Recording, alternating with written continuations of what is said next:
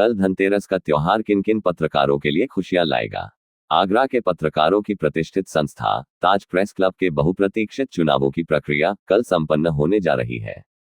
जिलाधिकारी आगरा के निर्देशन पर निर्वाचन से संबंधित समस्त प्रक्रिया के अंतर्गत घटिया आजम खां स्थित ताज प्रेस क्लब सभागार में कल शनिवार 18 अक्टूबर को प्रातः 8 बजे से सायं 5 बजे तक मतदान होगा, जिसके बाद मतगणना होगी। रात्रि 10 बजे तक प्रशासन द्वारा परिणाम घोषित किए जाएंगे।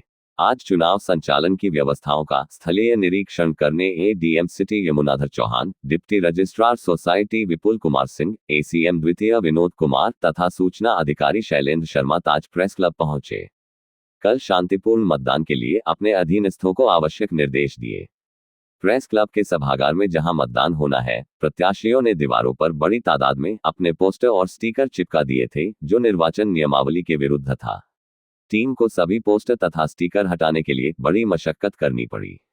ज्ञात हो कि संस्था ताज प्रेस क्लब आगरा की प्रबंध समिति का पंजीकृत विधान है, जिसके नियमों के अंतर्गत प्रबंध समिति के 20 पदाधिकारियों तथा सदस्यों के पद हेतु कल शनिवार 18 अक्टूबर को प्रातः 8 बजे से सायं 5 बजे तक मतदान होगा। चुनाव में विभिन्न पदों के लिए कुल 41 प्रत्याशी मैदान में हैं तथा मतदाताओं की कुल संख्या 328 है। आज प्रेस क्लब में बड़ी गहमागहमी का वातावरण बना रहा। अनेक प्रत्याशी जो मौजूद थे अपने प्रचार में लगे रहे। प्रेस क्लब के बाहर अनेक प्रत्याशियों के होर्डिंग भी नजर आए। कुछ प्रत्याशी बड़े उदास थे, जिनके होर्डिंग फाड़ दिए गए थे।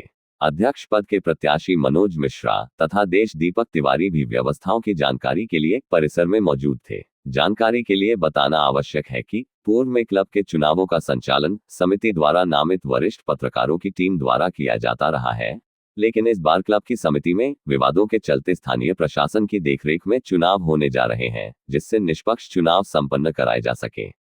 निष्पक्षता को लेकर मतदाताओं और प्रत्याशियों में बड़ा उत्साह दिखाई दे रहा है। इस बार अध्यक्ष पद पर 2 ही प्रत्याशी मैदान में हैं। टक्कर कांटे की है। जो भी जीत कर आएगा उससे प्रेस क्लब के सदस्यों को बड़ी अपेक्षाएं हैं। देखना बड़ा दिलचस्प होगा कौन जीत कर आता है और 2 वर्ष के कार्यकाल में कितना खरा उतरता है। घोषणाएं तो बहुत बड़ी बड़ी हो चुकी हैं, निष्पादन कैसे होगा ये भविष्य बताएगा। जियो 9 न्यूज के सभी दर्शकों को हमारा नमस्कार। आज हमारे साथ Rajesh Mishra ji senior chief sub editor रहे हैं दैनिक जागरण में और आजकल दैनिक भास्कर में आप मथुरा हेड। तो आप राजेश जी यहाँ प्रेस क्लब में मौजूद है, चुनाव होने वाले हैं जैसा सबको जानकारी होगी। कल चुनाव होने हैं, वोटिंग है, मतदान है, तो इसके बारे में आप थोड़ा सा बताइए कि आपने क्या ऑब्जर्वेशन आपका रहा यहाँ पर प्रेस क्लब में आप आए। जी यहाँ आपने क्या देखा और क्या आपका विचार है? सबसे पहले तो मैं सभी प्रत्याशियों को शुभकामनाएं देता हूं कि वो विजयी हों।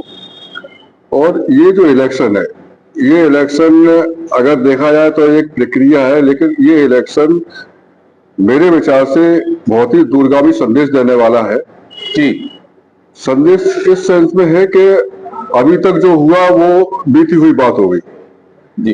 इस इलेक्शन में अगर अध्यक्ष पद के लिए सिर्फ 2 कैंडिडेट है, इट मींस क्या है कि बहुत ही उम्मीदों भरा वाला इलेक्शन है ये। अच्छा, हाँ बिल्कुल, क्योंकि अपेक्षाएं बहुत है पत्रकार साथियों की, बहुत अपेक्षा है और वो ये सोच रहे हैं कि अगर इस बार भी उनकी अपेक्षाएं पूरी नहीं हुई तो फिर दोबारा पत्रकार साथियों का फिर इस प्रेस क्लब से विश्वास उठ जाएगा।